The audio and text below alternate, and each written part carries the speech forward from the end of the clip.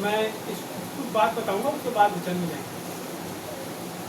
भैया ने जो गवाही बोला, बहुत मार्मिक गवाही थी, और वो जो गवाही उन्होंने दिया वो समझने लायक गवाही थी। समझने का मतलब हर आदमी को अपने जीवन में फॉलो करने चाहिए। वो जो बात उन्होंने बोला छोटी सी थी, लेकिन बहुत बड़ा भेद है उसमें, और ये उसी के ऊपर प्रकट होता है जो परमेश्वर के निकट पहुंचता है। एक समय था जब मैं इनको बोलता था कि भैया एक मेंटर तुमको लगेगा आपके जीवन के लिए, तो ये नाराज होगा मेरे ऊपर बहुत जोर से ये बात। यानी उनका कहना था कि मैं अपने आप में सक्षम हूँ, मैं अपने आप में सब कुछ करने में, लेकिन चूंकि मैंने जो अनुभव पाया परमेश्वर में आके, मैंने बात उनको शेयर किया, और आज परमेश्वर ने उनको 3 साल के बाद 4 साल के बाद इस बात को आज उन्हें बोले कि ऐसा होना चाहिए। तो आप सबके जीवन में भी तब ये बातें पूरी होगी जब आप अपना मन, देखो लिखा है, हे परमेश्वर मेरा हृदय स्थिर है। बोलो स्थिर है। क्या स्थिर है? आपको पता है परमेश्वर जो है आपकी आत्मा में वास करता है। वहां लिखा है हृदय की जगह, वहां लिखना था आत्मा। हे परमेश्वर मेरी आत्मा स्थिर है। आपको पता है जो स्थिर नहीं रहता ना वो केवल भटकता है, उसकी जिंदगी में केवल भटकाव और भटकाव और भटकाव। वचन के ऊपर ध्यान देना।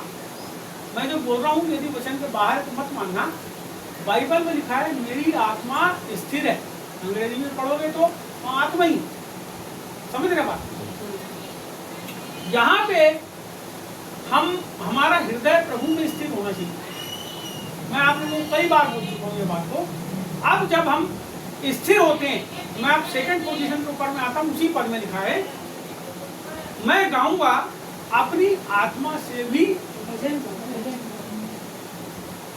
मैं गाऊंगा। जो आदमी स्थिर रहता है वो परमेश्वर की महिमा को करता है, अपने मुंह से उसकी बड़ाई करता है। गाने का मतलब क्या है? अरे जो लोग प्रभु में जब आ जाते हैं ना, तो जो गीत आपको नहीं भी आते आप अपने मन से गाने बनाने लगते हो। पता है आपको परमेश्वर की महिमा के लिए अपने मन से आपके अंदर से गीत निकलने लगते हैं। आप अपने मन से प्रभु के लिए गीत बनाने लगते हो। चलते चलते हालेलुया के गाना गाने लगते हो। और बोलता है अंदर से दूसरी बात, मैं अपनी आत्मा से भी भजन गाऊंगा। अपनी आत्मा से भी भजन गाऊंगा।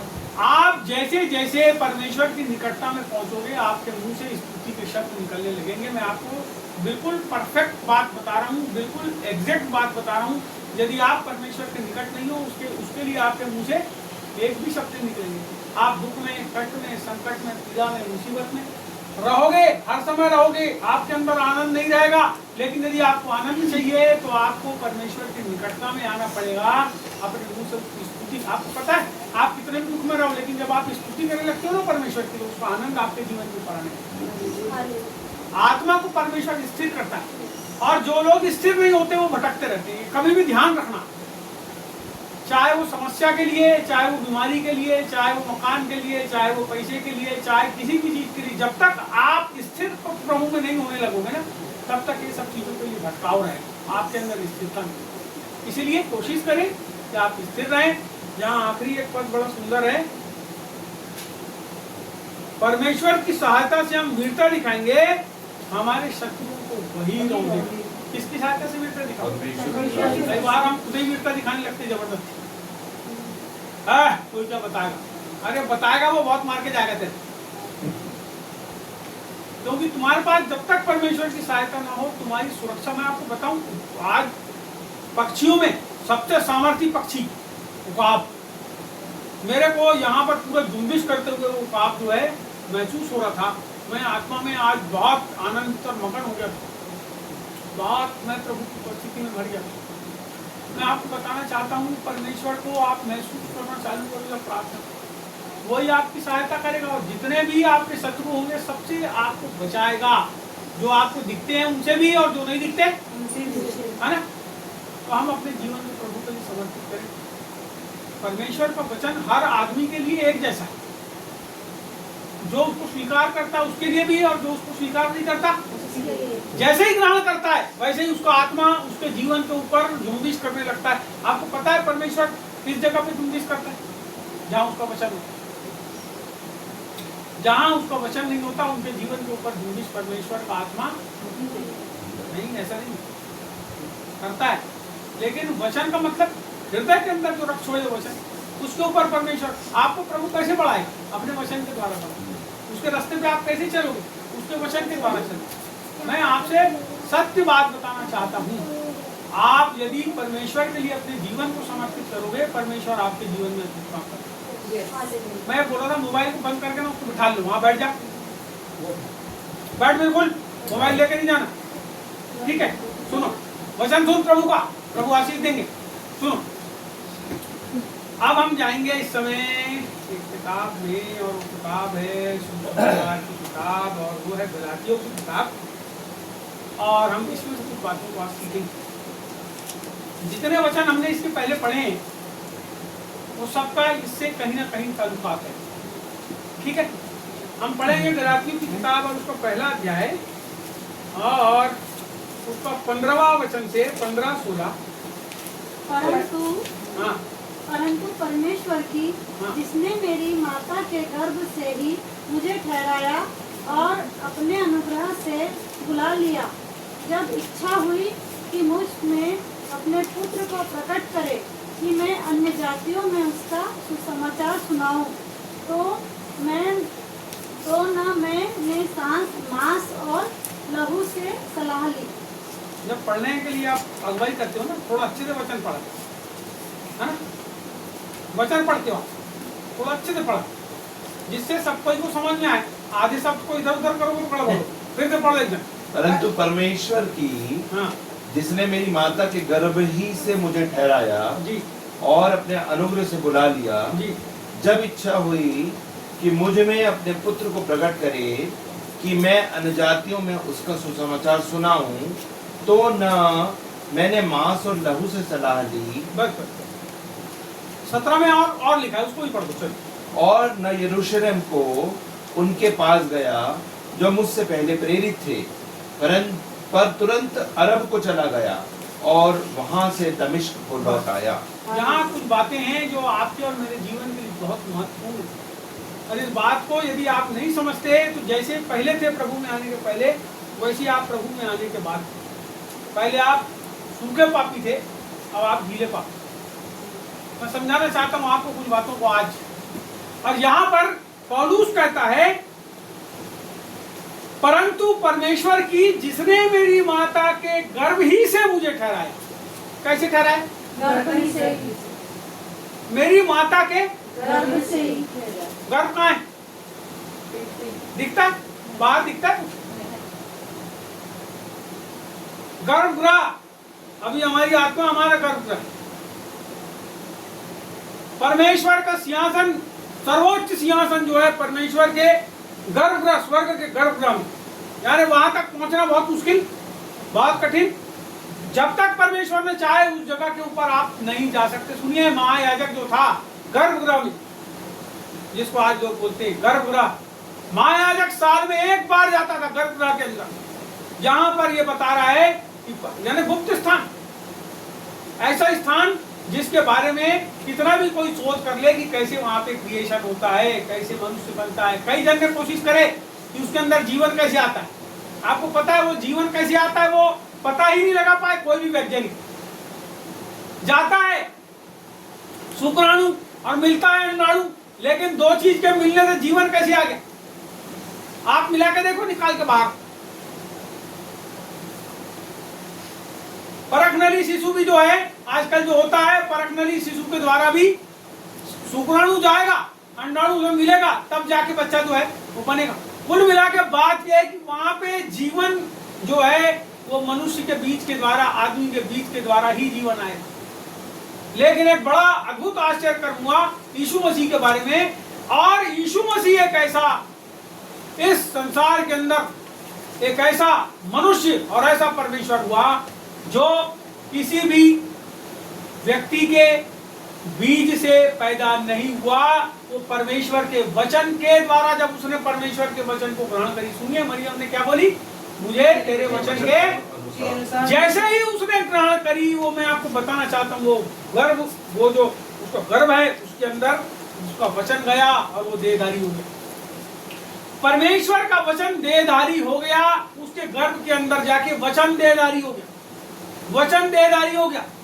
अभी हम सब जितने भी लोग पैदा हुए, आप कुछ भी पढ़ लो, कोई भी शास्त्र पढ़ लो, कहीं का भी कुछ भी पढ़ लो, मैं आपको बताना चाहता हूं वहां पर कुछ ना कुछ आपको ऐसी बातें मिलेगी जिसके द्वारा आप पाओगे कि मनुष्य जो पैदा हुआ तो कैसे पैदा हुआ, आदमी और औरत के। यहां पर बाइबल बताती है कि जो वचन है, मैंने आपसे बोला था थोड़ी देर पहले कि जिसके अंदर वचन होता है उसके ऊपर पवित्र आत्मा जुम्बिश करते हैं। सुनो, उसको अभिषेक करते, उसी को अभिषेक करते। अभिषेक तब काम करता है जब आपके अंदर परमेश्वर का वचन। मैं आपको बताना चाहता हूं, कई लोग ऐसे भी हैं जो प्रभु का वचन पढ़ नहीं सकते, लेकिन उन लोगों ने अपने हृदय के अंदर जो सुनते हैं ना, उस सुने हुए वचन को अपने हृदय के अंदर रख छोड़े हैं, जिसके कारण परमेश्वर का आत्मा उनके जीवन पे काम करता है और वो परमेश्वर की महिमा को करते हैं। मैं आपको बताना चाहता हूँ, कोई बड़े क्वालिफिकेशन की आवश्यकता नहीं है परमेश्वर के काम को करने के लिए। परमेश्वर किसी को भी चुन ले। उसने जब एक बकरी चराने वाले को, एक भेड़ चराने वाले को जब चुना ना परमेश्वर ने, मैं आपको बताना चाहता हूँ, उसने उसको राजा बना दिया। उसने उसको राजा बना दिया, उसका नाम था दाऊद। परमेश्वर ने जब अब्राहम को चुना, एक मूर्ति पूजा ऊर नाम के देश में वो रहता था, लेकिन जब उसने चुना ना तो उसने उसको राष्ट्रों का पिता बना दिया। समझना बात? परमेश्वर जब किसी को चुनता है तो उसके द्वारा अद्भुत काम करता है। परमेश्वर ने जब थोमा को, जो उसके ऊपर अविश्वास करता था कि वो जिंदा है, पता है आपको क्या किया? जब उसको परमेश्वर ने अपनी महिमा के लिए, उसका प्रेरित तो था वो, लेकिन जब उसका चुनाव किया उसने, तो क्या किया? उसके सामने प्रकट हुआ और उसके पंजर के अंदर उसने उंगली भी डाला और हाथ के जो छेद थे उसके अंदर उंगली डाला, तब जाके विश्वास किया। परमेश्वर ने पता है कहाँ भेजा उसको? अविश्वासी देश के अंदर उसने भेजा, और वो जो देश है उसका नाम है भारत। वो पंजाब के अंदर में उसने अद्भुत कामों को परमेश्वर के अंजाम दिया। उसने केरला के अंदर परमेश्वर ने कामों को अंजाम दिया, और मद्रास में जो है उसकी मृत्यु, उसको मार दी है वहां पर सुसमाचार के कारण। अविश्वासियों के बीच में आप और मैं रहते हैं, और परमेश्वर हमको ऐसे अंधकार से भरे हुए स्थान में चुनता। मैं आपको बताना चाहता हूँ, भारत के अंदर अभी एक बड़ा अंधकार जो है वो छाने की लोग कोशिश कर रहे हैं, लेकिन मैं आपको बताना चाहता हूँ परमेश्वर ने आपको और मुझको एक दिए के समान रखा है। हम जहां भी रहेंगे वहां परमेश्वर का उजियारा जो है होता रहेगा। कोई कितना भी सता ले, कोई कितना भी मार ले, कोई कितना भी पीट ले, लेकिन मैं बोलना चाहता हूं ऐसे लोगों को, यदि ये गेंद को, रबर की गेंद को जितनी जोर से आप पटकते हो, जितना नीचे पटकते हो उससे 4 गुना ऊपर जाती है। उसी प्रकार से मसीहत को जितने लोगों ने प्रताड़ित किए, मैं आपको बताना चाहता, पूरा विश्व के अंदर अद्भुत रीति से वो बढ़ गई। कितना भी अंधकार लादने की कोशिश करो, लेकिन जब आप परमेश्वर के सामर्थ्य हाथ के नीचे आ जाते हो, मैं आपको बताना चाहता हूँ, आप जहां जहां चलते हो वहां वहां उजियारा चलता है। आप दिया हो, आप परमेश्वर के वो वचन से, उसके प्रकाश से भरे हुए लोग हो। जब आप चलते हो तो आपके साथ साथ उसका उजियारा चलता है। यहाँ प्रभु का वचन कहता है, मैंने तुझे क्या किया? गर्भ से। अरे माँ की, पौलुस बता रहा है, पौलुस अपने बारे में बता रहा है, जबकि वो इतना बुद्धिमान, इतना शास्त्री, इतना सब कुछ रहने के बाद, इतना विरोधी करने के बाद, परमेश्वर ने उसको क्या किया?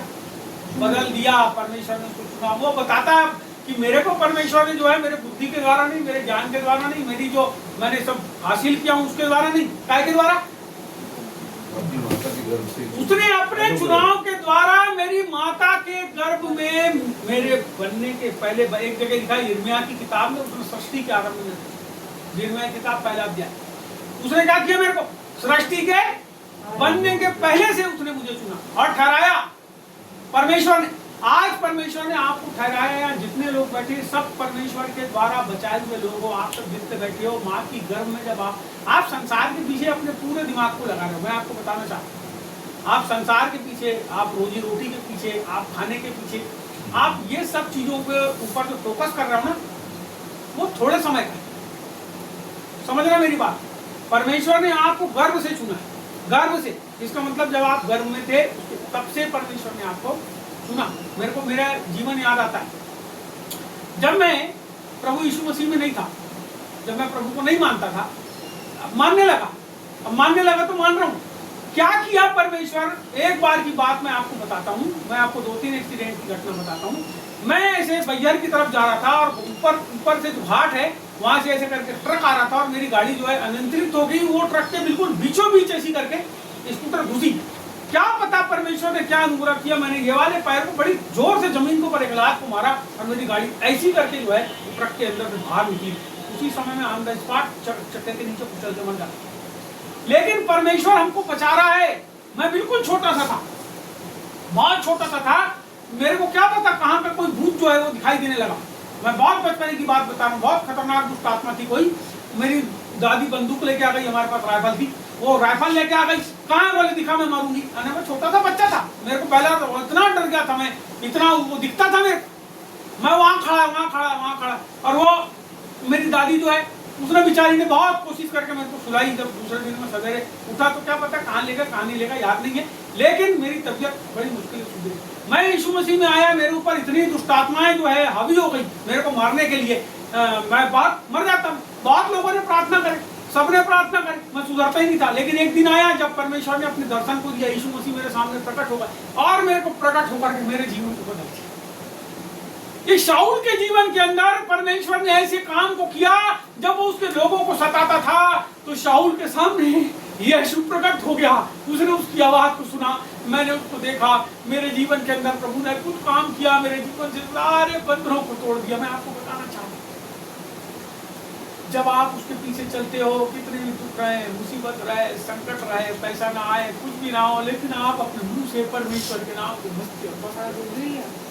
मैं आपको बताना चाहता, सब संकट, सब दुख आपके जीवन से हट जाएंगे और आप एक आनंदमय जीवन में प्रवेश कर जाएंगे।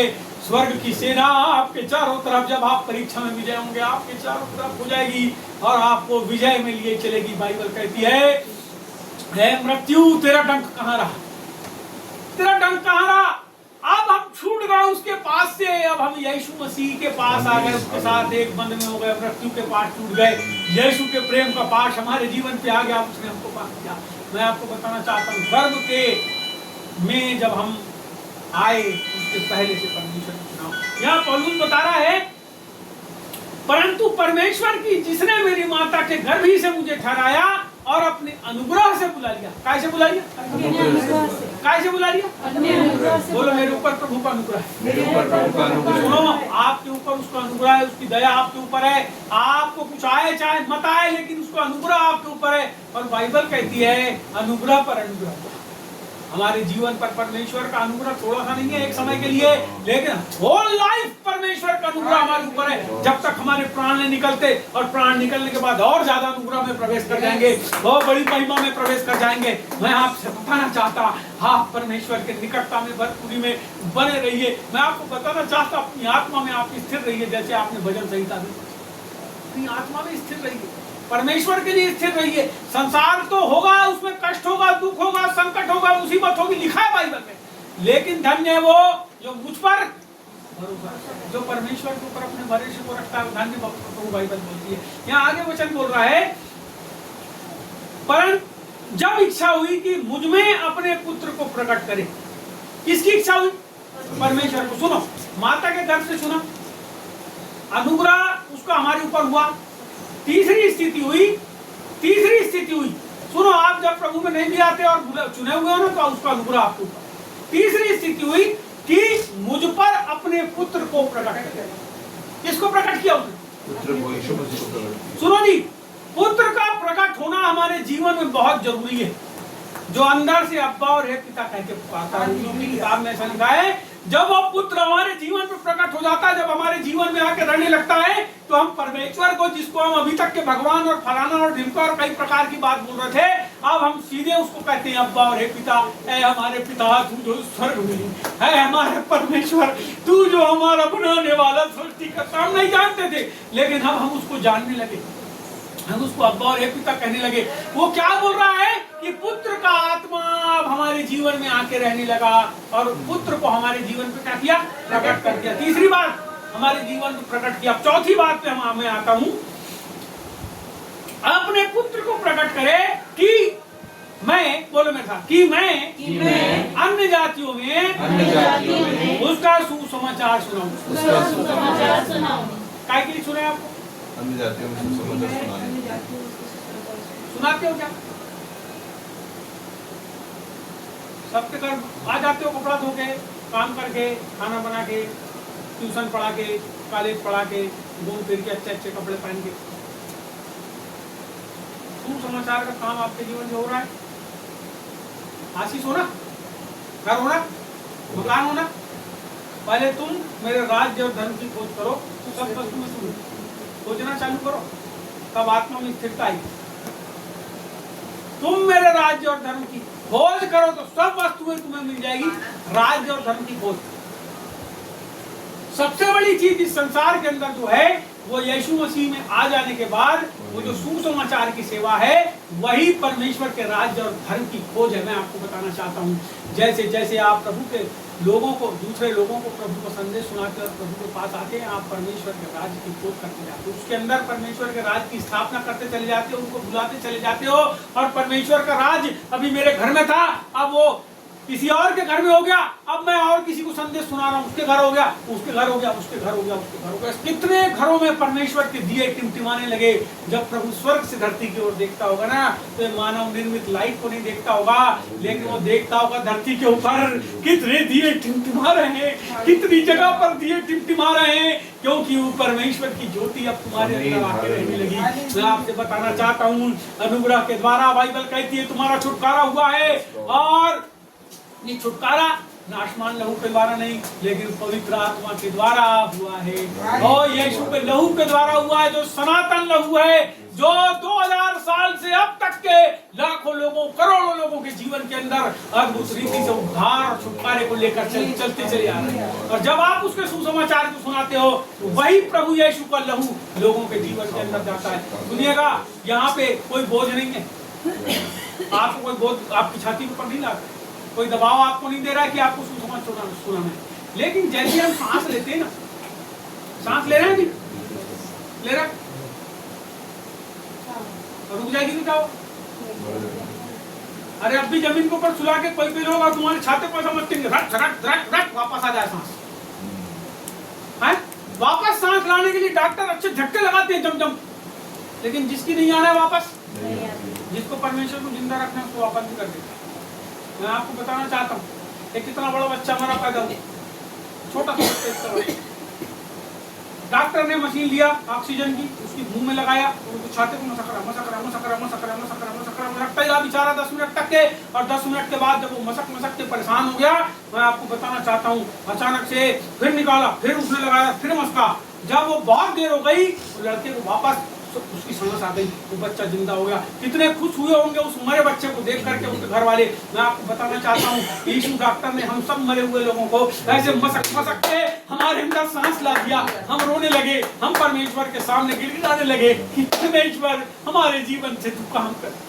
वो बच्चा बड़ा होगा, कितने बच्चे पैदा करेगा। मैं आपको बताना चाहता हूँ, आप सब यीशु में आए, आपके पास बच्चे, हमारे पास बच्चे हो ना, सुसमाचार सुनाने के द्वारा मैं तेरा पिता ठहरा बोलता है। मैं आपको बताना चाहता हूँ, आपके जीवन के अंदर सुसमाचार की सेवा होना चाहिए। यदि सुसमाचार की सेवा आपके अंदर नहीं है तो अभी आप तीसरी पोजीशन पे पहुंचे हो, चौथी में आपको जाना पड़ेगा। यदि आप नहीं जाओगे, मैं आपको बताना चाहता हूँ, आप दबाव में, संकट में, मुसीबत में, सब कुछ आपके ऊपर है। प्रभु का अनुग्रह है, प्रभु की आशीष है, सब कुछ है, लेकिन इस चौथी पोजीशन पे अगर आप नहीं गए, आप परिपूर्णता के ऊपर, परिपक्वता के ऊपर नहीं गए। सुनिए, पांचवी और आखिरी स्थिति में आपको बताता हूं, जब आप सुसमाचार की सेवा करने लगते हो और कोई रोकता है, बाइबल क्या कहती है? देखो यहाँ पे, मैं अन्य जातियों में उसका सुसमाचार सुनाऊं तो मैंने मांस और लहू से, तो ना मैंने मांस और लहू से सलाह ली। किससे सलाह ली? कौन है मांस और लहू? हमारी बॉडी।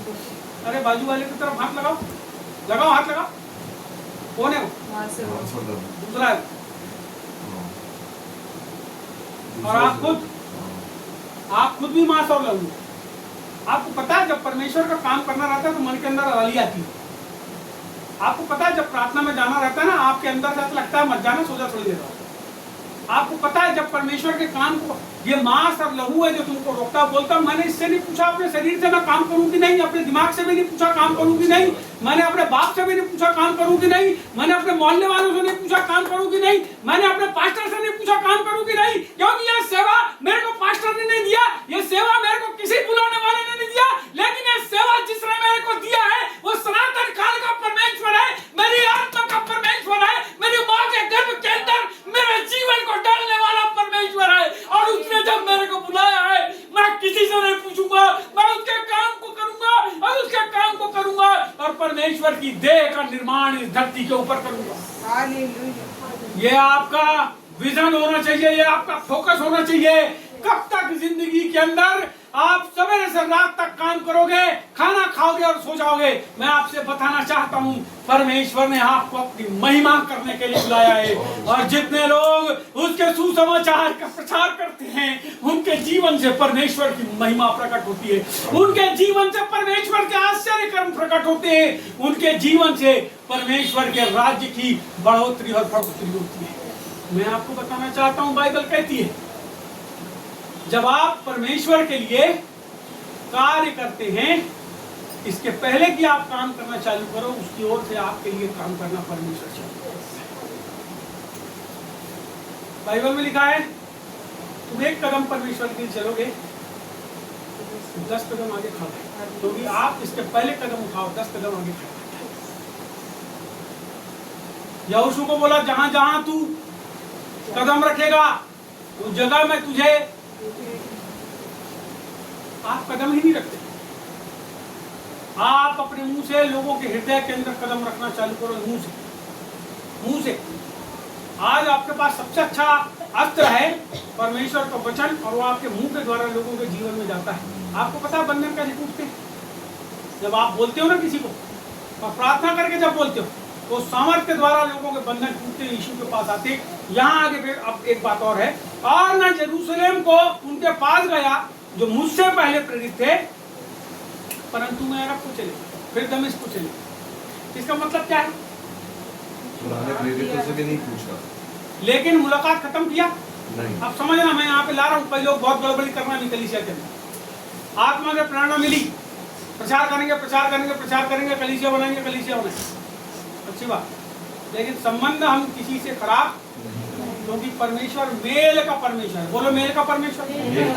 परमेश्वर कभी आपके जीवन को दूसरों के सामने फीका नहीं करता, कभी आपके संबंध को दूसरों से खराब नहीं करता। लेकिन जब आप मनमाने ढंग से कुछ भी करना चाहोगे तब आपके संबंध लोगों से खराब, बाइबल के अनुसार आप चलो आपके संबंध कभी खराब नहीं होंगे। सुनिए आखिरी स्थिति क्या है, परमेश्वर ने आपको मेल का सुसमाचार सुनाने के लिए मत्ती रचित सुसमाचार निकालो, 5 अध्याय निकालो, मत्ती 5।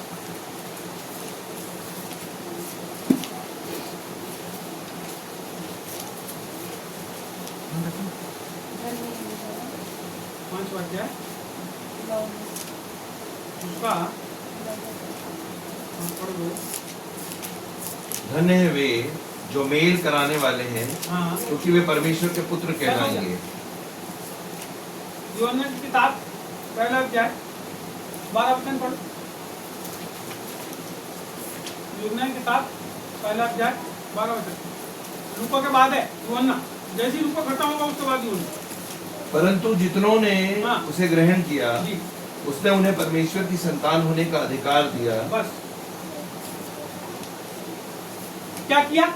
उसे ग्रहण किया, जितनों ने उसे ग्रहण किया परमेश्वर की संतान होने का अधिकार दिया, दे दिया अधिकार। अब आप उस अधिकार को लेके उसके बच्चे बनो चाहे मत बनो, अधिकार दे दिया, ग्रहण करने के बाद दे दिया। अब जितनों ने उसको ग्रहण कर लिया उनको अधिकार मिल गया। और जब वो कहते हैं कि हम परमेश्वर के बच्चे, सुनो मैं आपको बताता हूँ, मैं परमेश्वर की बेटी हूँ, मैं परमेश्वर का बेटा हूँ, जैसे ही आप कहते हो आपके जीवन के ऊपर स्वर्ग काम करने लगता है। स्वर्ग कब काम करता है? जब आपका संबंध स्वर्ग से हो, उसका बगैर स्वर्ग आपके जीवन पे काम नहीं। ये धरती के ऊपर आप जो हो स्वर्ग के प्रतिनिधि के रूप में परमेश्वर आपको अपने राजदूत के रूप में रखता है। राजदूत कौन होता है? एम्बेसडर, यहाँ पे अमेरिकी दूतावास है भारत के अंदर, अमेरिका का एक राजदूत यहाँ पे रहता है, और जो भी कुछ अमेरिका से संबंधित बातें होती है वो उसको बुलाकर क्या करते हैं, बातचीत करते हैं। भारत का एक राजदूत कहाँ रहता है, अमेरिका में।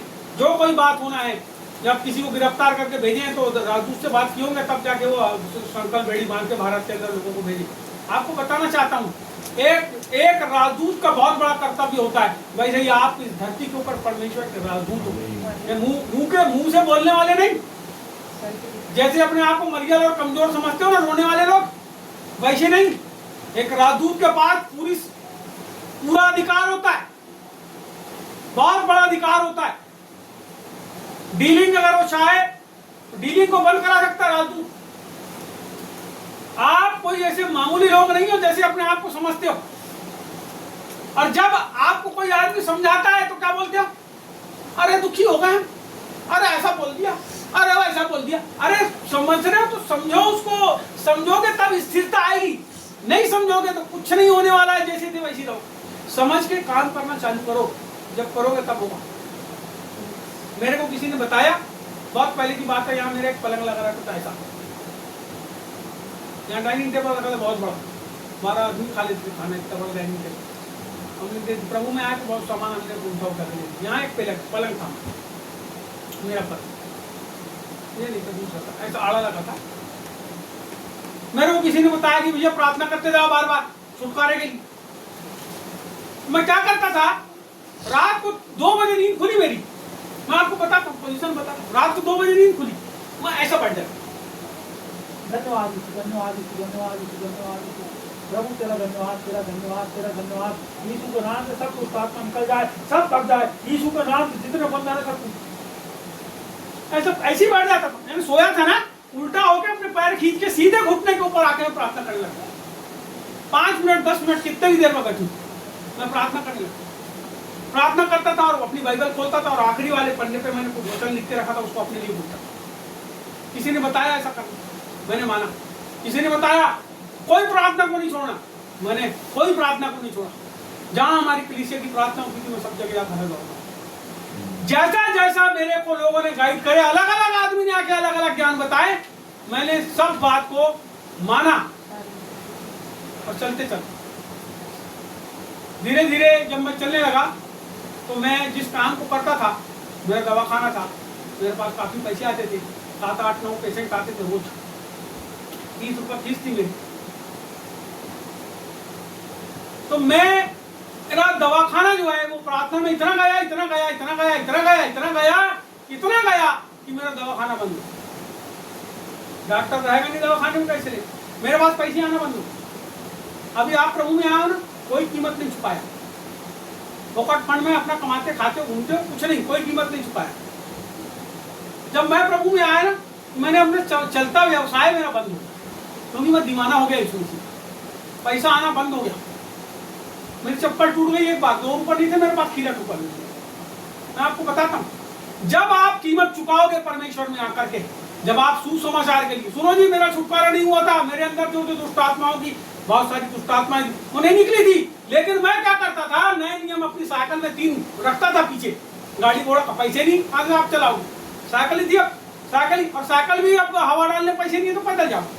तो मैं जाता था पैदल, यहाँ से 52 कॉलोनी पैदल चले जाता था, 4 किलोमीटर यहाँ से 52 कॉलोनी, मैं 4 किलोमीटर पैदल जाता था प्रार्थना करने। मैं गर्रा चले जाता था पैदल प्रार्थना करने के लिए, गर्रा का मशीन तो आप जाना एक बार यहाँ से, ये भाई तो दिन भर घूमती पाई, लेकिन प्रार्थना के लिए नहीं जाती। आप कीमत चुकाना चालू करो सुसमाचार के लिए। मैं आपको बताना चाहता हूँ, परमेश्वर आपके लिए रास्ते खोलना चालू करेगा। आप परमेश्वर के लिए अपना जीवन समर्पित करना चालू करो, परमेश्वर आपके लिए। सुनो जी, अभी मैं आपको बोलूं, आज यार शाम को भोजन है, आपको भोजन करने आना है, अरे आप तो आओगे पूरे जितना खानदान भर के सबको लाओ। आपके भोजन की कीमत कोई दूसरा आदमी चुका रहा है, मैं आपको बताना चाहता हूँ, इसीलिए आप क्या कर रहे हैं, खानदान समेत। मैं आपको बोलूं कि भैया एक आदमी के 500-500 देना है, आओगे कोई? हट पर उससे अच्छा होटल में खा लेंगे, लेकिन होटल में भी नहीं जाओगे, अपने घर में बनाए खाओगे बेसन बात। समझ रहे बात? आप जब यीशु मसीह में आ जाते हो, आपको सुसमाचार, ये बहुत ये जो स्थिति है ना, ये चौथी वाली, इसके लिए फिर आपको स्ट्रगल करना पड़ता है। और जब आप उसमें पास होते हो तो बाइबल में लिखा है, यीशु मसीह ने जब 40 दिन कष्ट भोगा, मैं आपको उपवास लिखा है वहां पे, लेकिन मैं बताता हूँ 40 दिन कष्ट भोगा प्रभु, कष्ट। आप एक दिन खाना मत खाओ, 2 दिन मत खाओ, 3 दिन मत खाओ, 4 दिन मत खाओ, 5 दिन मत खाओ, क्या होगा? फिर जो भी चीज दिखेगी ना आपको, खट्टा गोटा सब रोटी के समान दिखेंगे गोल गोल, और वो जगह में गोल गोल पत्थर है जिसको शैतान ने बोला था कि बोल दे इसको, रोटी गोल गोल थे ना। भूख पेट की, आंख की अभिलाषा, जब तू समाचार सुनाने जाती हो आंख की अभिलाषा काम करती है ना। आंख की अभिलाषा, किससे क्या पालू, किसके घर गया, अरे इसके यहाँ प्रार्थना किया तो मेरे को भेटा ही नहीं दिया, अरे पैसे ही नहीं दिया, अरे फला ने नहीं किया, अरे ढिमका ही नहीं किया, अरे मेरे को संदेश सुनाने बुलाते हैं कोई पैसे नहीं देते, आने जाने का पेट्रोल भी नहीं देते, ये क्या हो गया? पानी की चाह। लेकिन जब कोई कुछ दे चाहे मत दे, आपको प्रभु को काम करना है, अपना सब कुछ छोड़ो और क्या करो, ये क्या है? बोलो समर्पण। अब्राहम का बेटा था, अब्राहम का बेटा क्या नाम था उसका? प्रभु ने क्या बोला? पहले प्रभु ने दे दिया उसको, दिया ना, दे दिया, बच्चा नहीं हो रहा था उसकी औरत को, सारा को बच्चा दिया, हो गया, बोले ला अब इसका बलिदान चढ़ाओ। फोकट में राष्ट्रों का पिता नहीं बन गया, है ना? जैसा लोग सोचते हैं कि प्रभु ने ऐसा कर दिया, अरे फोकट में नहीं, जो दिया था, जिसको बहुत चाहने लगा था, 12, 13, 14 साल का लड़का हो गया था, वो उसको इतना चाहने लगा था, अपने बच्चे को एक ही था उसका, और वो तो दूसरा वाले को तो उतना मान्यता थी नहीं, तो एक वो उसकी प्यारी पत्नी जो उसके साथ 100 साल तक रही। सुनो मेरी बात, आपको बताता हूँ, जिसके साथ वो संग संग चला, राजाओं ने उसके ऊपर कब्जा कर लिए, प्रभु ने छुड़ाया, अरे कितनी सारी घटनाएं घटी उसके जीवन के अंदर, कितना स्ट्रगल किया उसने, अपनी औरत को कितना चाहता होगा, उस उतनी चाहने वाली औरत से जब वो बच्चा उसके साथ कितना उसने प्यार मोहब्बत किया होगा, तब जाके वो लड़का जब पैदा हुआ होगा तो कितना उसने चाहा होगा उसने, और परमेश्वर ने क्या बोला? लेके आ।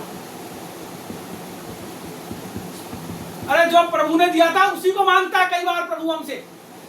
जब परमेश्वर हमको कुछ देता है ना, जिसके लिए हम प्रार्थना करते हैं, कई बार प्रभु उसको भी मांगता है, और जब हम नहीं देते ना तो आपको पता है क्या होता है? कुछ नहीं होता, जैसे कि तैसे रहते हो आप, और जब आप देने के लिए जाते हो तो प्रभु बोलता है इसको भी रख ले और तेरे लिए दूसरी व्यवस्था करता हूँ। मैं आपको बताना चाहता हूँ, एक समय की बात है, मैं एक सभा में गया, और इस घटना को बता के खत्म करूंगा। मैं एक सभा के अंदर गया, मैंने बहुत मुश्किल से बहुत पैसे जोड़ के एक बुलेट खरीदा था 34,000 रुपए की, उसको रोज पोंछता था, पैसे नहीं थे मेरे पास, लेकिन वो सेवा के लिए 20 रुपए का पेट्रोल डालता था, 1 लीटर में 50 किलोमीटर चलती थी, 20 रुपए डीजल से चलती थी। मैंने वो बुलेट खरीदा, और उस समय जाता था सब जगह प्रार्थना में, हम लोग पैसे तो रहते नहीं, तो सब दोस्त लोग क्या करते थे, कोई 5 रुपए 10 रुपए 20 रुपए चंदा करके हम लोग प्रार्थना में अलग अलग गाँव में जाते थे संदेश सुनाने।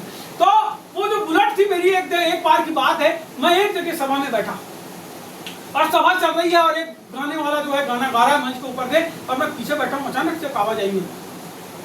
मैं रोज पूछता था, रोज बहुत प्यार करता था मैं अपनी बुलेट को, रोज तो वो आवाज आई मेरे को एक कान में, तेरी गाड़ी इसको दो। वो आदमी जो गाना गा रहा है, तेरी गाड़ी,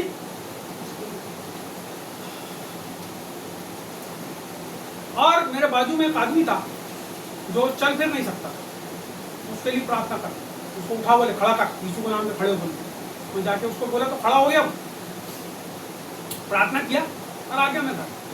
जब घर में आया तो गाड़ी से ही आया अपने वापस, बोल तो गया प्रभु। मैंने क्या किया, घर में आके कोई सोच विचार नहीं किया, अपने बाप से नहीं पूछा, अपनी माँ से नहीं पूछा, अपनी अम्मी से नहीं पूछा, किसी से नहीं पूछा, और वो जो एक कागज था उसके ऊपर लिखा मैंने कि फलाने फलाने भाई आपको जय मसीह की, प्रेज द लॉर्ड, और ये मेरे मन के अंदर परमेश्वर ने डाला कि गाड़ी में आपको भेज दूँ, मेरी ओर से शर्त स्वीकार करें। उसके नीचे अपना नाम लिखा, दस्तखत किया, और वो कागज लेके, उसकी गाड़ी की आरसी लेके, सब कुछ लेके मैं उस जगह पे गया, और ले जाके वो गाड़ी उसके घर में खड़ी कर दिया। और भाई उस दिन भी गाना गा रहा था, मैं ले जाके वो गाड़ी का कागज और वो सब कुछ उसके हाथ में दे दिया। अब मैं फिर से बड़ी मुश्किल से गाड़ी आई थी, मैं फिर से रोड पे आ गया, और कोई दुख नहीं, कोई बात नहीं, स्वेच्छा के साथ। अब बाहर निकल के मेरे जेब में मैं 5 रुपए लेके गया था, 5 ही रुपए थे मेरे पास, वो 5 रुपए मैं एक ऑटो वाले को दिया, उसने मेरे को लाके मस्जिद के पास उतारा, मैं मस्जिद में उतरा और घर आया। मैं घर आया, मेरी अम्मी ने पूछी तेरी गाड़ी कहाँ है? मैंने किसी को दे दिया था। अरे पिफर गई मेरे ऊपर, ऐसा होता क्या? बोले प्रभु किसी का कोई आदमी का लेके बोले दूसरे को पैसे वाला बना के एक को भिखमंगा बना के, ऐसा होता क्या? बोले विफर गई मेरे ऊपर। अरे पूरा बालाघाट जिले के अंदर जो विश्वासी लोग थे उनके अंदर में बड़ी चर्चा चल गई। अरे कई लोग चले गए वहां, कई लोगों ने कई प्रकार की बात कर ली, क्योंकि ऐसा बालाघाट जिले के इतिहास में कभी हुआ नहीं, पहली बार हुई घटना। मैं देख आया, मैं हो क्या करना, मैं रोज पैदल जाने लगा, साइकिल जाने लगा, सेवा तो कर रही है, मैं जा रहा। एक दिन की बात है, वो गाड़ी ला करके वो आदमी ने इधर हमारे मोहल्ले में ठाकरे एंटी थी, उनके घर लाके खड़ी कर दिया और वो चिट्ठी लिख के दिया कि ब्रदर आपने मेरे को गाड़ी दी, आपका बहुत धन्यवाद, जैसे आपने मेरे को गाड़ी दी है मैं को प्रभु की ओर से लगता है कि गाड़ी में आपको वापस। और चिट्ठी उसने भी लिखा है और लिख के लाके मेरे को दिया गाड़ी, और वो वापस चले गया। मैं बहुत रोया उसे। मैंने बोला प्रभु तूने मेरे से बोला परमेश्वर की, मैं दूं और मैंने दिया, उसने वापस क्यों लाया मेरे पास? क्यों लाया वापस मेरे पास प्रभु? बहुत रोया मैं, अपने घर के लोगों के ऊपर नाराज हुआ, बहुत रोया। शाम के समय की बात है, मैं एक प्रभु के जन के पास गया और प्रभु का जन से मैंने शेयर किया कि मैंने बोला भैया परमेश्वर ने ऐसा बोला और मैंने दे दिया, क्यों वापस उसने किया? मैंने जैसे ये बात को बोला, उसने अचानक से अब्राहम और इसहाक का जो दृष्टांत है मेरे सामने रखा। जैसे ही उसने इस बात को बोला कि परमेश्वर कई बार अपने लोगों को परखता है कि वो उससे कितना प्यार करते हैं, एक बड़ी अद्भुत शांति और बड़ी सामर्थ्य मेरे जीवन के ऊपर उतरी। और मैं जैसे अभी रो रहा हूँ, इससे भी ज्यादा मेरे मुंह से आंसू भी निकल रहे, मुंह से शब्द निकल रहा है, मैं रो रहा हूँ, गिंजा के रो रहा हूँ, और मैं रो रहा हूँ और प्रभु ने बड़ी आशीष दिया। मैं आपको बताना चाहता हूँ, जब आप परमेश्वर में आते हो ना, तो परमेश्वर के लिए आप अपने जीवन को, अपनी चीजों को, अपने वस्तुओं को देना सीखो। परमेश्वर आपके जीवन के ऊपर आशीष देगा। और आशीष नहीं देगा ही, मेरे घर में इतनी सारी गाड़ी है कि हमारे गाड़ियां खड़ी रहती है, हम नहीं चलाते।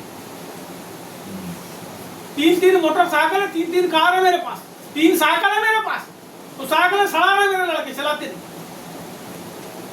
मैं आपको बताना चाहता हूं, मेरे को मेरे पिताजी ने एक छोटे से कमरे से निकाल दिए थे, मेरा क्लिनिक था वहां पर, लेकिन मेरे परमेश्वर ने वैसे कई क्लिनिक उसके अंदर घुस जाएंगे छोटे छोटे, इतनी बड़ी जगह वो तो दिखती नहीं यहाँ से वहां तक। मैं प्रार्थना करता था, परमेश्वर दिखाता था ये जगह, मैं प्रार्थना सभा चला रहा हूँ, लोग आ रहे हैं, और आज भी प्रभु के लोग आते हैं वहां।